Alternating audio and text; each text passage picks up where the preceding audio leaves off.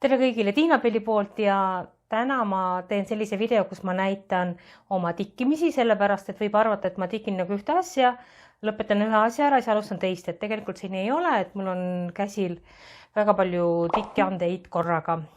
Ma näitan siis selles järjekorras, et kõigepealt, mis mul on täiesti valmis, siis mis mul on pooleli ja siis, mis mul plaanis on. Ja kõigepealt ma näitan, minu kõrval on siin üks padi ja see on minu see eksperiment Hiina koopia Dimensionsi tikkandist. Ja mul oli plaanis sellest teha video, kuidas ma seda patja õmblen, sellepärast, et minu eesmärk oli õmmelda siis mitte lihtsalt selline raam, nagu tavaliselt tehakse, vaid et oleksid diagonaalsed nurgad siin. Aga juhtus selline asi, et eelmise aasta lõpus siis mul õnnestus oma parem töökäsi nii ära vigastada, et ma 2 kuud üldse midagi teha ei saanud. Ja tegelikult selle padja ma õmblesin valmis vasaku käega ja muidugi ma ei hakanud seda filmima, sellepärast et see ei olnud väga eriti vaadatav protsess. Tükk aega otsisin kangas sellele padjale ja lõpuks leidsin siis kaalukangast tüki. Kangas on ise selline, et ühelt poolt on hallikas, sinakas, roheline ja teiselt poolt on siis kuldne. Et ma vaatasin päris täpselt, ta küll ei sobi nende värvidega siin. Aga mulle meenutas see muster kangesti seda mustrit, mis on siin selle teki peal tikandis. Siin taustas muidugi neid toone on, mis ma padjas kasutasin. Ja tegin ma siis nii, et kuna see kangas oli selline, et ühelt poolt ta oli kuldne ja teiselt poolt siis sinakas, et otsustasin, et ma kasutan siis mõlemat värvi ära, sai selline raam tehtud ja teisele poole siis jätsin sellise suurema osa sellest mustrist. Ja praegu ta on selline suht paksukene, et ta on hästi täis topitud, et võib-olla võiks natukene teda õhemaks teha. Selline padjakene tegelikult, kui ma leian, tegelikult kuna tegemist on sellise idamaise teemaga, siis ma tahtsin siia panna sellised tutikud otsa padjale igale poole, sellised siidist tutikud, aga mul on neid ainult üks ja kuna kinkimisega läks kiireks, siis ma seda ei teinud, aga võib-olla oleks päris vahva, kui oleks sellised tutid siin kõrval. See on mul täiesti valmis. Järgmine töö on siin. See on minu tikkand pärsiaed ja te näete, kui suur ta on. Ta ei mahu isegi siia kaadrisse ära. Tänu sellele pärsiaiale ma tegelikult hakkasin üldse tikkima, sellepärast, et ma tahtsin endale palju remonti nagu seintele mingisugust, mingid kaunistusi. Minu jaoks nagu osta mingisuguseid valmis postereid ja masstoodangus pilte. Minu jaoks ei ole neil lihtsalt väärtust. Ma tahtsin midagi, millesse on pandud armastust, tööd ja vaeva. Ja mõtlesin, et kõigepealt mõtlesin, ma teen ise midagi. Ja tahtsin ma kangesti magamistuppa just paabulinde saada. Ja kuna mul jääb muust hobist järgi hästi palju helmeid, siis ma mõtlesin, et ma tikin ise midagi, aga ma ei tulnud sellega muidugi toime ja ma ei tuleks ka praegu toime. Ja hakkasin otsima siis alternatiivi. Ja kõigepealt ma leidsin siis sellise asja, nagu on hästi populaarne praegu diamond painting. See tähendab seda, et siis kasutatakse selliseid plastikust väikeseid kivikesi, mida pannakse siis paberi peale ritta ja sul tuleb mingisugune pilt sellest. Ma tegin ühe valmis, ühe paabulinnu, siis ma sain aru, et plastmass ei ole minu teema, mina enda seinale seda ei pane, kinkisin selle ära, sellepärast, et maitsed on erinevad ja ma saan aru, et paljudele see asi meeldib. Ja ta on rahustav protsess ja mõnus on teha, aga võt seinale ma sellises kogus sellist asja ei paneks. Ja sealt edasi ma juba siis otsisin, et kas on helmest tikandiga pilte. Lõpuks ma leidsin siis ristpistes pildi firmalt Triolis. Ma olin nagu algul täiesti nagu seda meelt, et ma mitte kunagi ristpistes tikkima ei hakka. Aga juhtus nii, et mulle see pilt nii väga meeldis. Ma selle ära ostsin, aga sellest ei saanud sugugi minu mitte esimene tikand. Ta ootas päris pikki aastaid, enne kui valmis sai. Ja nüüd on see kaunidus valmis. Ja sellest, kuidas ma tikin selle kohta, ma panen siia alla teile playlisti, et kes ei ole juhuslikult näinud, siis ta saab näha kogu seda protsessi. Ja pilt mulle siiamaani väga meeldib. Mulle meeldib selline taust, mis on nagu hästi pastelne. Ja muidugi see paabulind iseenesest ei ole ju, sellised värvilised ei ole tegelikult. Et natuke on selline fantaasiamaailma. aga mulle ta väga meeldib. Ja mis ma ütlen selle töö kohta, töö ei ole kerge teha, et kindlasti ma ei soovita seda esimeseks tikandiks, et võtta see käsile siis, kui on juba mingisugune tikkimiskogemus, sellepärast et siin on hästi palju erinevaid töövõtteid ja siin on hästi palju erinevaid värve. See tähendab sellised konfektipiirkonnad, kus on ühes väikeses piirkonnas on võib-olla 7-8 erinevat värvi ja need kogu vahelduvad ja algajale võib olla see natukene keerulise võitu. Selline kaunis töö ootab seinale panemist. See on nüüd järgmine valmis töö. Nüüd edasi järgmine asi on selline, mida te ei ole üldse näinud minu kanalil ja tikin ma sellist jõulupärga. Mul oli plaan tegelikult ta saada jõuludeks valmis. Alustasin ma tikkimist, tikkisin kuskil 30% sellest valmis ja siis, kui juhtus see õnnetus mu käega, siis ma 2 kuud ei saanud absoluutselt mitte midagi teha. Ja siis tulid jõulud kätte ja siis ma mõtlesin, okei, ma teen ta nüüd järgmiseks aastaks. Ja praegu ma tikin teda lihtsalt niimoodi 70-100 ristikest nädalas, absoluutselt kiirustamata, sest aega on. Ja töö on väga huvitav sellepärast, et ta on puidust aluse peal. Iseenesest ta ei ole suur töö, vist on kuskil 4000 ristikest vaja teha, aga siia tuleb veel backstitch peale, siia tuleb igasugused kaunistused, mis on kõik olemas komplektis ja spetsiaalne tagus, mis on kõik komplektis olemas. Et loomulikult olen ma kõik selle asja üles filminud, et ma siis millalgi sügisel äkki, kui jõulud hakkavad lähenema, panen neid videod ka üles ja ma loodetavasti saan nüüd selleks aastaks ta valmis. Selle töö puhul on hästi palju huvitavaid igasuguseid konkse, millega ei ole varem kokku puutud, näiteks see, et kuidas mulineed alguses ja lõpus kinnitada, sellepärast et siin pistete tagant ei anna kuidagi läbi vedada seda mulineed, kuna puit ei anna järgi ja see nõel läheb lihtsalt katki ja ta ei mahu sealt läbi. Muidugi võiks teha sõlmi, sellepärast et siin nad ei jää kuidagi niimoodi punnitama, eks ole. Aga sõlmi ei saa sellepärast teha, et siit on väga raske nõela läbi torgata. Puit ei anna järgi, nii nagu riide need viganvaa lõngad. Ja siia tuleb veel backstitch peale, eks ole, kaunistused, et mul juba praegu on päris palju nõelasilmasid läinud katki, sellepärast et lihtsalt see on füüsiliselt pingutust nõudev tikand. Aga tulemus on väga ilus ja teda ei ole ka raske tikkida.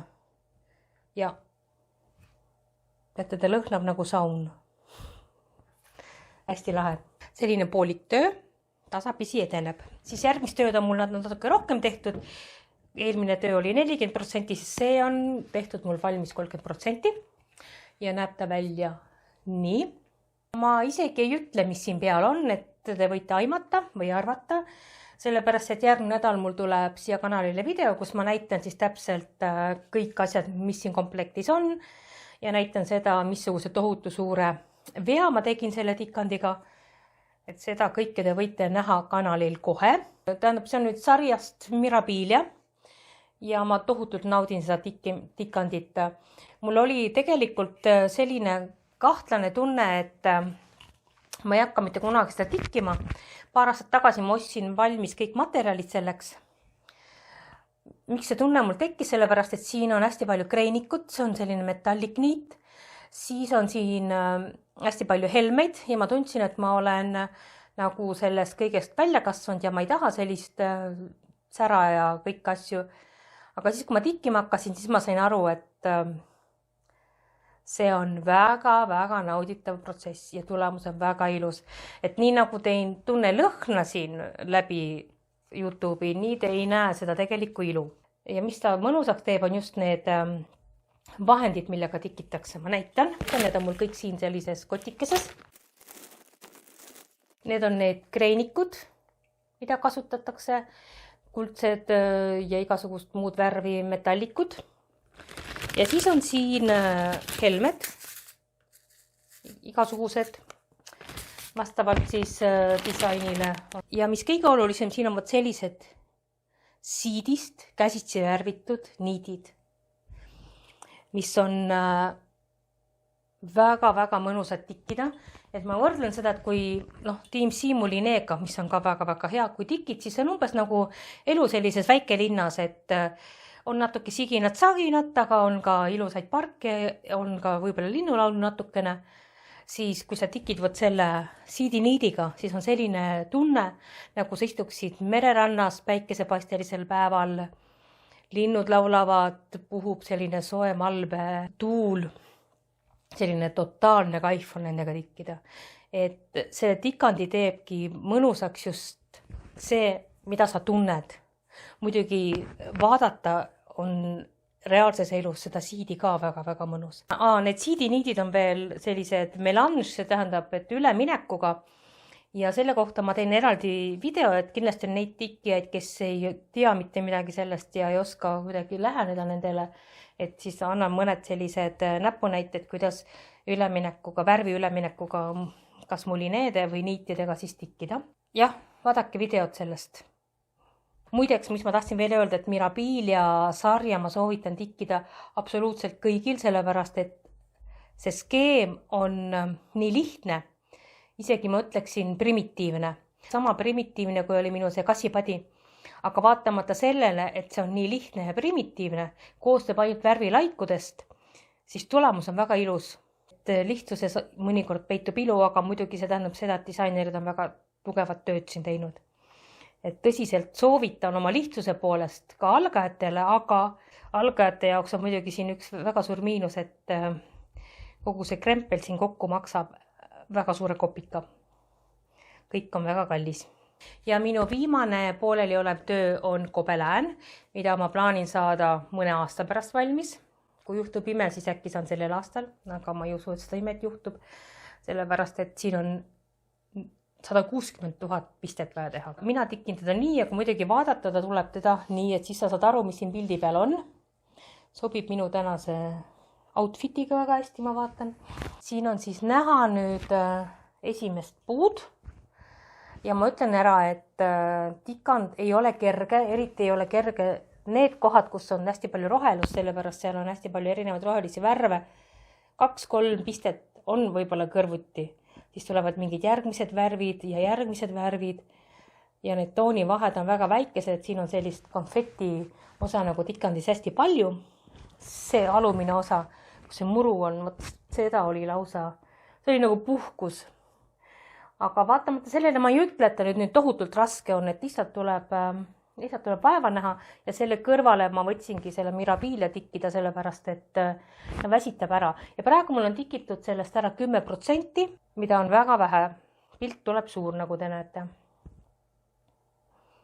Hoidke pöialt. Ja selle kohta siis aeg-ajalt jälle ma näitan mingisuguseid videosid. Nüüd rääkides plaanidest. Mul on, kui ma lõpetan Mirabilia ära, siis selle Gobelini kõrvale ma kindlasti võtan ühe ristpistest tikandi, sellepärast, et ristpiste ja Gobelin ei ole päris samad asjad. Ja mul on valikus kolm dimensionsit. Ja kui te olete mu video nüüd ära vaadanud ja te tunnete, et te tahate konkreetselt ühte nendest näha ja kui päris mitu inimest tahavad ühte ja sama asja näha, siis ma valin täpselt seda, hakkan tikkima ja näitama, aga kui keegi nagu midagi oma soovi avalda, siis ma ei tea veel, mida ma nendest võtan, aga ühe ma nendest võtan töösse. Ja selleks on siis kõigepealt Dimensions Gold Collectioni Aurora cabin, virmalised ja selline puitpalk maja kuskil põhja pool. Ja selle olen ma kord juba lahti võtnud ja nagu näete, kui midagi lahti võtad, siis enam tagasi ja samamoodi pandud ei saa. Ja seda hiljuti siin tikkijate klubis ka keegi tikkis küll mitte originaali, vaid koopiat, aga ma arvan, et samasuguse pildi saab. Ja kindlasti see pilt ei hakkaks mul olema kogu aeg seina peale, see on selline hooajaline, et kui jälle tuleb detsember, siis jaanuar, talv, kui meil tulevad lumised talved kunagi veel tagasi, et siis ta hakkab olema seina peal ja siis suvel vahetab ta millegi muu vastu välja. See on siis talvine pilt ja siin on selles mõttes väga huvitav, et kanva on siin selline hall ja siin on ka selliseid metallikläikelisi niite sees, millega tikkida. Ja siin on näiteks, ma tean juba, et siin ei ole mitte ainult ristpiste, vaid poolristpiste, aga siin on näiteks poolristpiste 6-kordse mulineega ja 4-kordse mulineega, et siin on hästi palju erinevaid variante, et see saab olema ka põnev töö. See on siis üks võimalus. Siis järgmine on selline haned või? Pardid, haned ikka. See pilt räägib siis sellest, kuidas linnud talve saabudes siis lahkuvad. ja mulle üldse sügis nagu üldse ei meeldi. Aga mulle meeldib see, kui tuleb esimene lumi. Ja vot ma arvan, et siin ongi selline esimene lumi, kus siis pori ja pimedus kaetakse sellise toreda valge õrna esimese lumega. Ja vot mul on tunne, et kui me tikime midagi, siis tegelikult me tikime enda mingisuguseid tundeid, emotsioone, võib-olla mälestusi või unistusi, et see nagu läheb väga hästi kokku minu emotsioonidega, see pilt.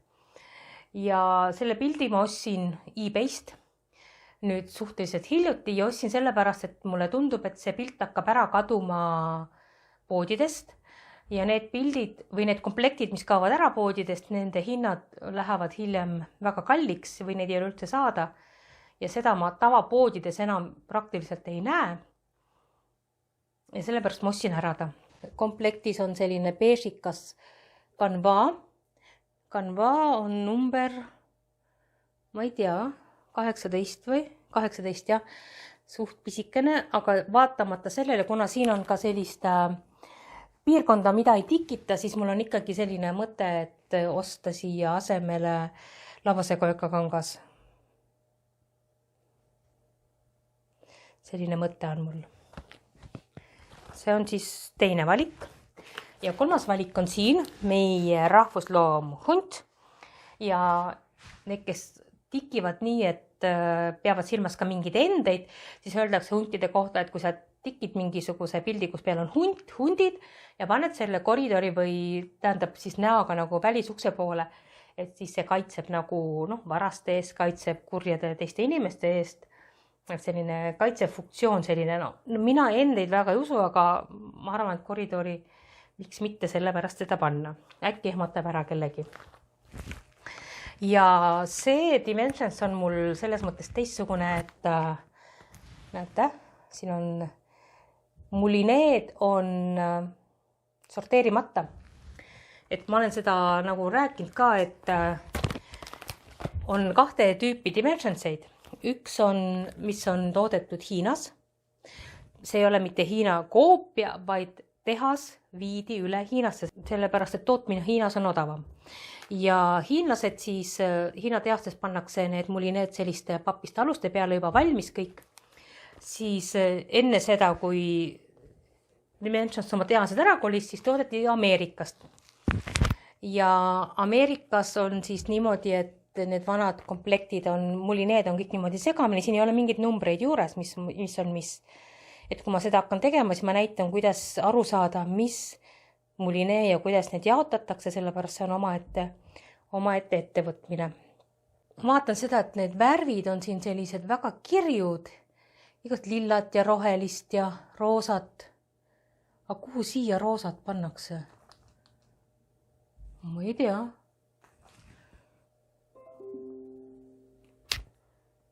Ma tean küll, see roosa ei ole üldse tikkimiseks. No vot.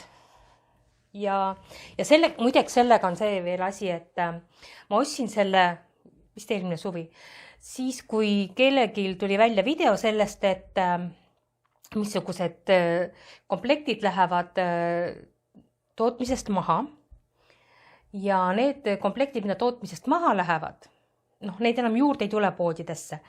Ja kuna ma tükk aega olin vaadanud seda, mõelnud, et kas osta või mitte osta, siis ma mõtlesin, et nii, kuna öeldi ametlikult ära järgmisest kuust seda enam ei toodeta, et ma pean nüüd kohe selle ära ostma. Sellepärast, et ma tahtsin saada seda. Ja ma maksin ta eest, USA-st ostsin, eBayst ostsin mingisugune, ma arvan, et see oli mingi vanakraami mingisugune pood seal, kus igasugust, sükest imelik asju müüdi. Ja näete, see komplekt või see on ka kannatada saanud. Üldiselt, kui ma juba hakkasin ostma teda, siis seda enam poodides enam kuskil ei olnud. Ja eBayst ma sain suhteliselt hea hinnaga. Tavaliselt need komplektid jäävad 30-40 euro vahele meie jaoks. Pluss siis saatekulu. Aga pärast seda ma vaatasin kuskil poole aasta pärast müüdi seda sama komplekti kuskil $90 ja nüüd ma ei ole üldse enam müügis näinud. Ma katsun nagu silma peal hoida nendel asjadel, mis mulle väga meeldivad. Et ühest küljest ma ei taha kõik asja endale kokku osta, sellepärast et maitse muutub, mõtted muutuvad, aga teisest küljest ma ei taha ka ilma jääda ja ma ei taha nagu pärast maksta mingit, ma ei tea, mis summat, et seda tikkida. No nii. 3 potentsiaalset pilti seinale. Mina lähen edasi nüüd monteerima ja näeme varsti ja muidugi lisaks tikanditele tegelikult mul on palju videod, aga mul on monteerimata ehete tegemises, näiteks kas või need ehted, mis mul on praegu. Ma mõtlesin küll, et kui nüüd on nagu eneseisolatsiooni aeg, et mul on nagu tohutult aega siis nagu teha, aga huvitav on see, et mida vähem on aega, mida kiirem on, seda rohkem jõuab teha. Ja nüüd, kui oleks nagu rohkem aega, siis ma vaatan, et ega ma ei tee rohkem käsitööd kui tavaliselt. Aga teile ma soovin igal juhul, et püsige kodus, tehke omale meeldivaid asju ja aitäh kõigile, et te vaadata mind jaksasite. Nägemist!